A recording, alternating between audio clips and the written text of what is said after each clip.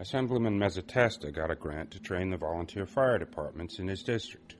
Being a frugal man, he managed to stretch the grant to train several departments beyond his district.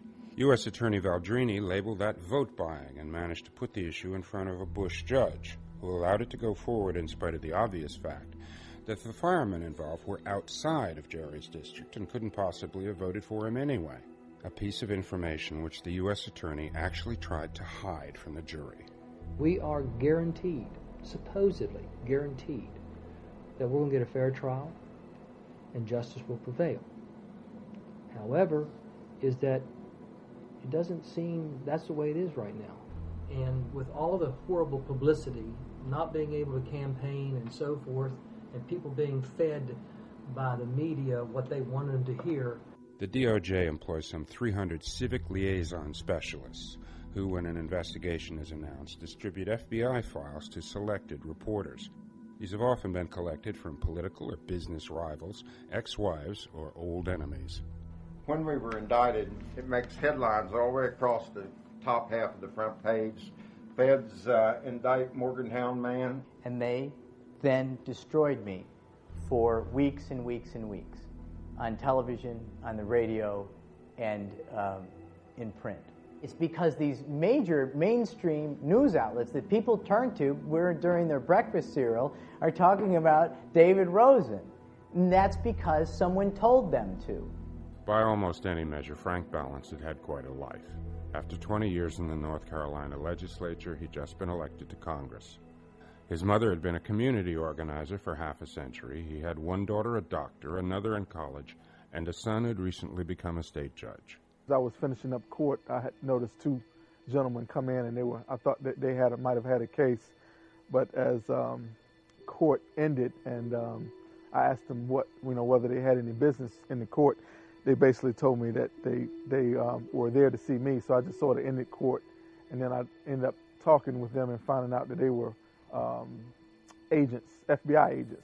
U.S. Attorney Frank Whitney, having done with Meg Scott Phipps, indicted Frank's son for failing to file a tax return 5 years previously, even though the government had owed him money.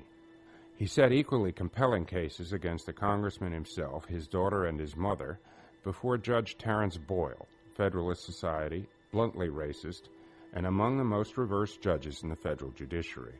The congressman spared his family, resigned from the House, and accepted a plea. This is a picture of me and my dad on my wedding day, walking me down the aisle. And now my dad is in Butner, North Carolina, in a federal prison. I don't know of any crime committed, so... Paul Miner was the largest contributor to the Democratic Party in the state of Mississippi. Since judges are elected in Mississippi, they were obviously among the candidates he raised money for. This the government chose to term bribery. The U.S. attorney, whose name is Dunn Lampton, who incidentally was on the list to be fired by the Department of Justice, and he is suddenly removed from the list. If Miner had given bribes, someone obviously must have received them, a role for which U.S. Attorney Lampton chose 3 Democratic state judges. The FBI agent who originally was on the case was yanked off of it because he indicated he couldn't find there was any bribery involved. The first FBI agent that was assigned to the case, he was actually reassigned to Guantanamo Bay at the time. Didn't seem like there was much of a fit for his expertise at Guantanamo Bay, but nevertheless, because he had raised objections about the prosecution, he was reassigned. The basis of the entire prosecution was that I was providing favors to Paul Miner, who had contributed to my campaign. All they had to do was look at the cases, look at my decisions, and see that I have never actually ruled on any of his cases. They seemed to discount that entirely, and the government threatened us with the loss of our children if we both went to trial. They said that they were sure that we could find somebody good to raise our children while both of us were in prison, if that's indeed what we wanted to do, to go to trial. The 3 people who were accused along with me in trial were actually retrialed, and they were all found guilty. They said to Wes, you either resign and agree to never run for another public office again, or we were going to indict you.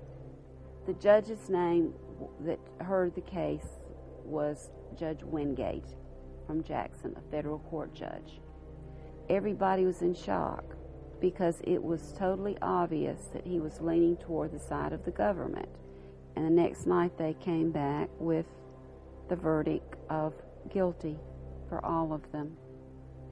He is in Atlanta, Georgia, at a prison camp.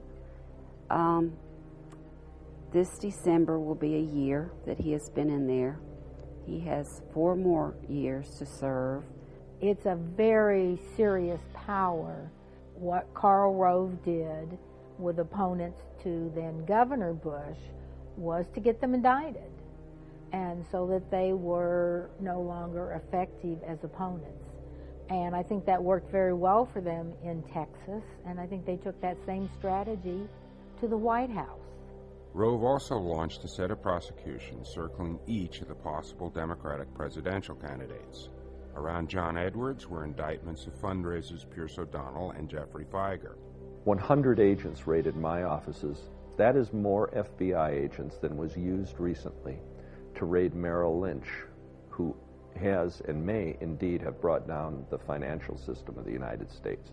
Only 25 agents were used there. In Tora Bora, in the pursuit of Osama bin Laden, 40 FBI agents. To give you a more mundane example, if you committed a bank robbery and murdered people, which is a federal crime, you'd be lucky to get 2 or 3 FBI agents on your tail. 100 FBI agents raided my office. That is unheard of in American history, and it can only be done with the orders by the powers that be in Washington, D.C. at the top, at the uppermost, at the tippermost top of the pecking order. After Barack Obama keynoted the 2004 convention, investigations were launched throughout the Illinois government, with indictments following against Anton Rezko, Stuart Levine, Robert Weinstein, and Christopher Kelly. But by far the largest effort was centered around Hillary Clinton, with indictments of security advisor Sandy Berger, fundraisers Aaron Tonkin, Raymond Reggie, James Levin, Norman Sue, Mauricio Celis, and finance director David Rosen. I can't say strongly enough how well organized, how integrated, how mission driven and mean the group that were trying to take Hillary Clinton out, how powerful that group is. And that group had members of our government involved in it is absolutely true. That they used the power of the state to go after a political enemy happened to me. It happened to me, and I suffered greatly from it.